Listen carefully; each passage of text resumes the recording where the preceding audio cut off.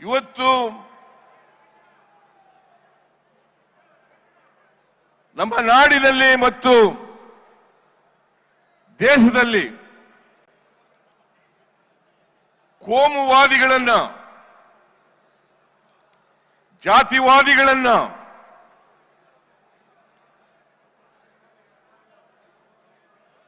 ಪಾಳ್ಯಗಾರಿಕೆ ಪ್ರವೃತ್ತಿ ಇರ್ತಕ್ಕಂಥವರನ್ನ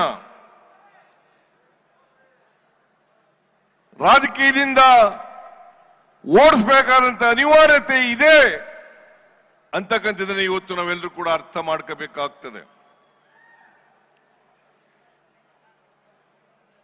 ಮನುವಾದಿಗಳು, ಜಾತಿವಾದಿಗಳು,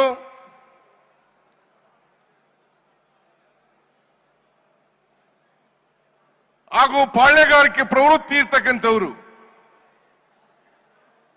ಇವ್ರು ಯಾರು ಕೂಡ ಶೋಷಿತರು ಅಧಿಕಾರ ಮಾಡತಕ್ಕಂಥದನ್ನ ಸಹಿಸಲ್ಲ.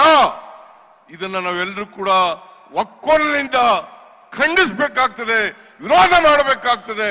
ಅದಕ್ಕೋಸ್ಕರವಾಗಿ ಈ ಸಮಾವೇಶವನ್ನ ಏರ್ಪಾಡು ಮಾಡಿರ್ತಕ್ಕಂಥದ್ದು.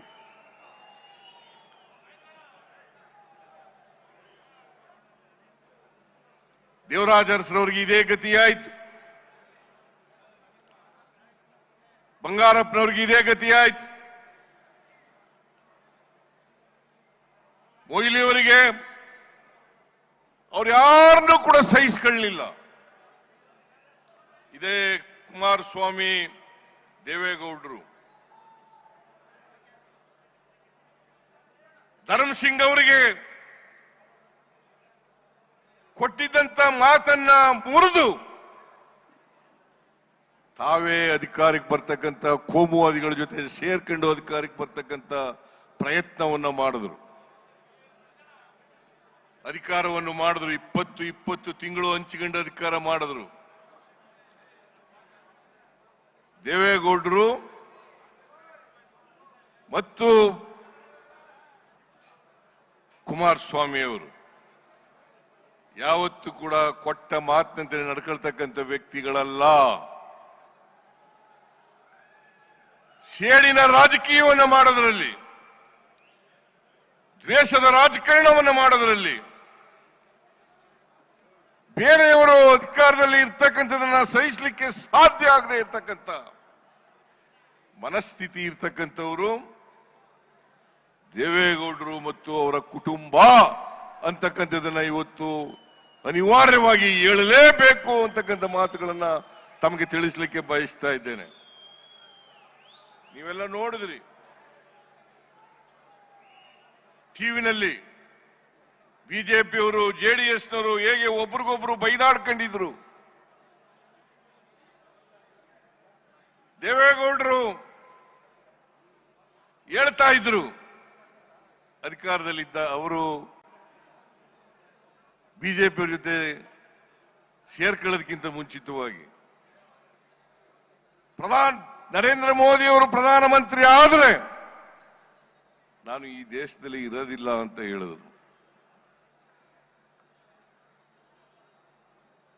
ಈ ದೇಶದಲ್ಲಿ ಇರೋದಿಲ್ಲ ಅಂತ ಹೇಳಿದ್ರು. ಕುಮಾರಸ್ವಾಮಿ ಅವರು ಮುಖ್ಯಮಂತ್ರಿ ಆದಾಗ 2006ನೇ ಇಸ್ವಿನಲ್ಲಿ ಏನಾದರೂ ಬಿಜೆಪಿಯವ್ರ ಜೊತೆ ಕುಮಾರಸ್ವಾಮಿ ಸೇರ್ಕೊಂಡು ಸರ್ಕಾರ ಮಾಡಿದ್ರೆ ನನ್ನ ಎಣದ ಮೇಲೆ ಮಾಡಬೇಕು ಅಂತ ಹೇಳಿದ್ರು. ಎಣದ ಮೇಲೆ ಮಾಡಬೇಕು ಅಂತ ಹೇಳಿದ್ರು. ಈಗ ಕೋಮುವಾದಿಗಳ ಜೊತೆ ಸೇರ್ಕೊಂಡು ಷಡ್ಯಂತ್ರವನ್ನು ಮಾಡಿ ಕೇಂದ್ರ ಸರ್ಕಾರ ಜೊತೆ ಶಾಮೀಲಾಗಿ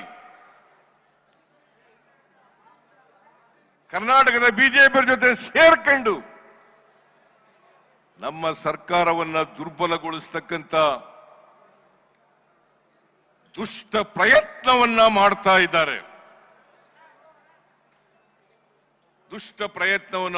ಇದ್ದಾರೆ. ನಾನು ನಿಮಗೆ ತಿಳಿಸಲಿಕ್ಕೆ ಬಯಸ್ತಾ ಇದ್ದೇನೆ, ಗೊತ್ತಿದೆ ನಿಮ್ಗೆಲ್ಲರಿಗೂ ಕೂಡ. ನಾನು 4 ದಶಕಗಳಿಂದ ರಾಜಕೀಯದಲ್ಲಿ ಇದ್ದೇನೆ. 4 ದಶಕಗಳಿಂದ ನಾನು 1984 ಆಗಸ್ಟ್ 17ರಂದು ಮಂತ್ರಿಯಾದೆ. ಅಂದಿನಿಂದ ಇವತ್ತಿನವರೆಗೆ ಅನೇಕ ಖಾತೆಗಳನ್ನು ನಿಭಾಯಿಸತಕ್ಕಂಥ ಅವಕಾಶ ಸಿಕ್ಕಿತ್ತು. ನಿಮ್ಮೆಲ್ಲರ ಆಶೀರ್ವಾದ, ನಿಮ್ಮ ಆಶೀರ್ವಾದದ ಫಲದಿಂದ 4 ದಶಕಗಳ ಕಾಲ ಈ ರಾಜ್ಯದ ರಾಜಕೀಯದ ಮುಂಚೂಣಿನಲ್ಲಿರ್ತಕ್ಕಂಥ ಅವಕಾಶವನ್ನ ಒದಗಿಸಿಕೊಟ್ಟಿದ್ರಿ. ಈ 4 ದಶಕಗಳ ಕಾಲ ನಾನು ಮಂತ್ರಿಯಾಗಿದ್ದೆ, 2 ಸಾರಿ ಉಪಮುಖ್ಯಮಂತ್ರಿಯಾಗಿದ್ದೆ, 2 ಸಾರಿ ಡೆಪ್ಟಿ ಚೀಫ್ ಮಿನಿಸ್ಟರ್ ಆಗಿದ್ದೆ, 2 ಸಾರಿ ಮುಖ್ಯಮಂತ್ರಿ ಆಗಿದ್ದೇನೆ. 2013ರಿಂದ 2018ರವರೆಗೆ ಈ ರಾಜ್ಯದ ಜನರ ಆಶೀರ್ವಾದದಿಂದ, ಶಾಸಕರ ಬೆಂಬಲದಿಂದ ನಾನು ಮುಖ್ಯಮಂತ್ರಿ ಆಗ್ತಕ್ಕಂಥ ಅವಕಾಶ ಸಿಕ್ಕಿತ್ತು. ಮತ್ತೆ 2023 ಮೇ 20ರಿಂದ ಕರ್ನಾಟಕದಲ್ಲಿ 2ನೇ ಬಾರಿ ಮುಖ್ಯಮಂತ್ರಿ ಆಗ್ತಕ್ಕಂಥ ಅವಕಾಶ ಸಿಕ್ಕಿದೆ. ಈ 40 ವರ್ಷಗಳ ಸುದೀರ್ಘ ರಾಜಕಾರಣದಲ್ಲಿ ನನ್ನ ಮೇಲೆ ಯಾವುದೇ ಕಪ್ಪು ಚುಕ್ಕಿ ಇಲ್ಲ.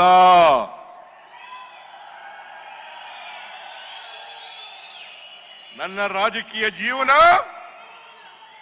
ತೆರೆದ ಪುಸ್ತಕ.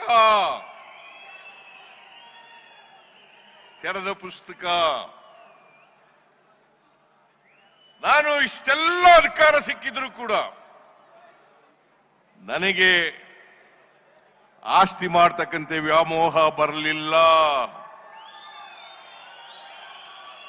ನನ್ನ ಕುಟುಂಬಕ್ಕೆ ಬರಲಿಲ್ಲ.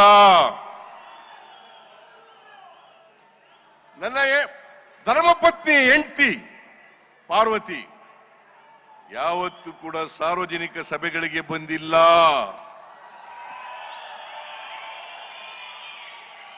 ನಾನು ಮಂತ್ರಿ ಆಗಲಿ ಮುಖ್ಯಮಂತ್ರಿ ಆಗಲಿ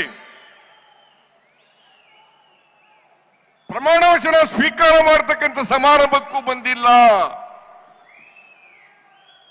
ಬಹುಶಃ ಇಲ್ಲಿ ಕೂತಿರ್ತಕ್ಕಂಥ ಅನೇಕ ಜನರು ನನ್ನ ಹೆಂಡತಿ ಮುಖನೂ ಕೂಡ ನೋಡಿಲ್ಲ.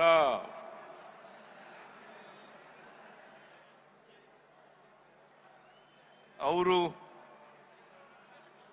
ತಪ್ಪು ಮಾಡಲಿಕ್ಕೆ ಸಾಧ್ಯನಾ?